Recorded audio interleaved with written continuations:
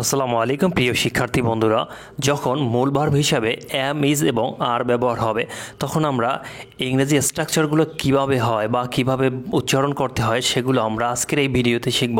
তাহলে চলো ভিডিওটি শুরু করা যাক। তো যেমন subject plus am is are plus noun, I am a student, আমি একজন ছাত্র। আই অ্যাম এ স্টুডেন্ট, এখানে আই হচ্ছে সাবজেক্ট, এম হচ্ছে বি ভার্ব, এখানে মূল ভার্ব হিসাবে বি ভার্ব আছে এম, তারপরে স্টুডেন্ট, স্টুডেন্ট হচ্ছে একটা নাউন, তারপরে উই আর স্টুডেন্ট মানে আমরা ছাত্র, এখানে উই হচ্ছে সাবজেক্ট, আর হচ্ছে বি ভার্ব এবং স্টুডেন্ট হচ্ছে নাউন। তারপরে যদি আমরা দেখি ইউ আর এ স্টুডেন্ট, তুমি একজন ছাত্র। ইউ এখানে কি সাবজেক্ট, আর হচ্ছে বি ভার্ব এবং স্টুডেন্ট হচ্ছে একটা নাউন। তারপরে আমরা দেখি হি ইজ এ স্টুডেন্ট, এরকম এখানে কি করছে শুধু থার্ড পারসন সিঙ্গুলার নাম্বার। তারপরে Bilal is a student, Bilal একজন ছাত্র। দে আর স্টুডেন্ট, তারা ছাত্র। দেজ আর বুকস, এইগুলো বই। দেজ মানে হচ্ছে এইগুলো, আর মানে হচ্ছে একাধিক যদি থাকে, বুকস মানে এখানে অনেকগুলো বই আছে, সেক্ষেত্রে এখানে আর বসছে। তারপর হচ্ছে ইট ইজ অ্যান অ্যাপেল, এটা একটা আপেল। তো এবারে শিক্ষার্থী বন্ধুরা বলতে পারে যে এতগুলো বাকিগুলো ছিল কিন্তু এখানে এন হলো কেন? আসলে এখানে এন হওয়ার কারণ হচ্ছে যে এখানে অ্যাপেল মানে AEIOU ভাওয়েলের পূর্বে এন বসে, যেমন ইট ইজ অ্যান আপেল, এটা একটা আপেল। তারপরে আই অ্যাম এ বয়, আমি একটা বালক, I am a boy. He is a man, সে একজন মানুষ, he is a man. They are man, তারা মানুষ, they are man.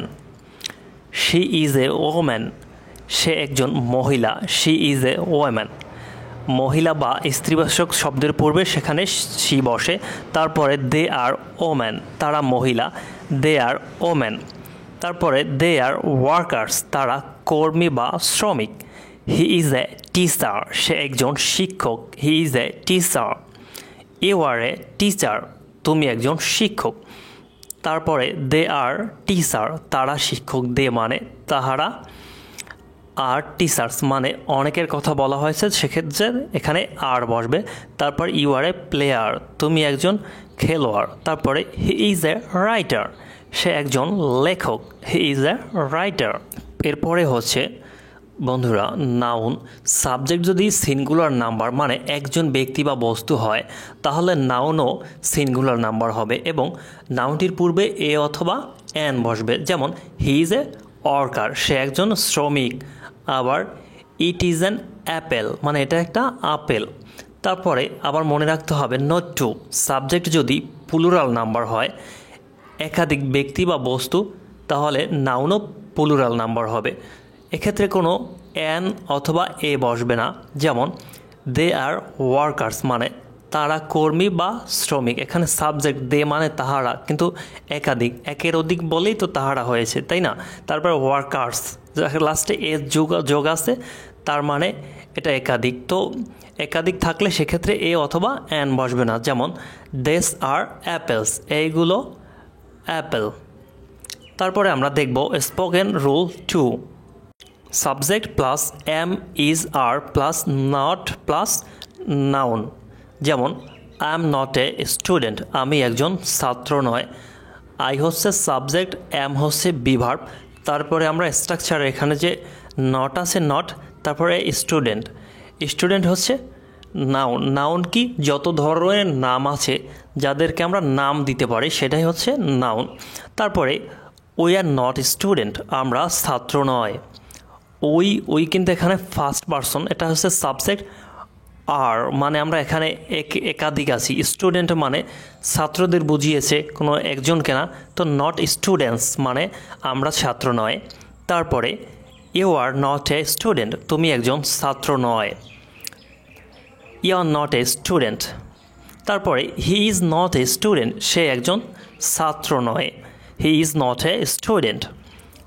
Belal is not a student, Belal একজন ছাত্র নয়, Belal is not a student.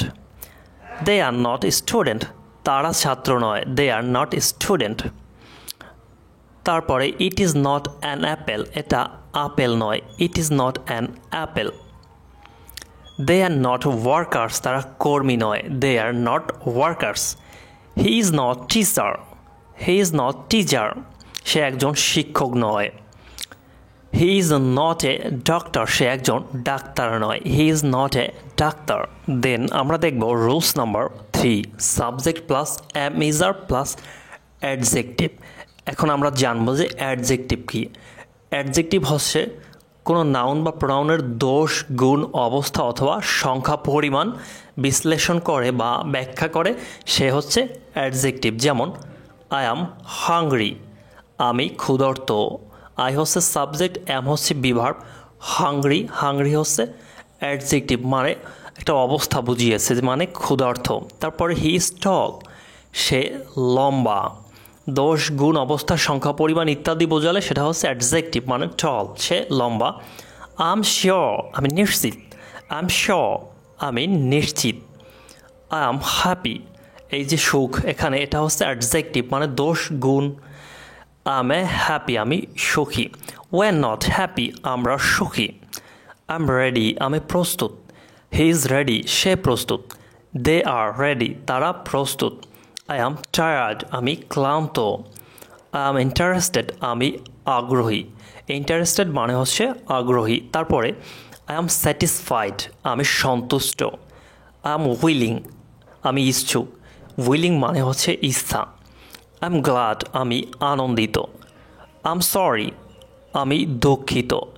You R brave, brave মানে হচ্ছে সাহসী, তুমি সাহসী। হি ইজ রিচ, সে ধনী। আই এম অনেস্ট, আমি সৎ। দ্য গার্ল ইজ বিউটিফুল, মেয়েটি সুন্দর।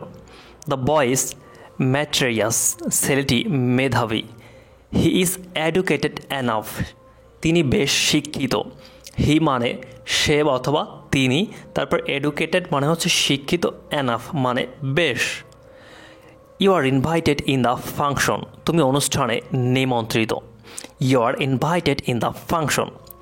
I am satisfied in this matter, আমি এই বিষয়ে সন্তুষ্ট। I am satisfied in this matter.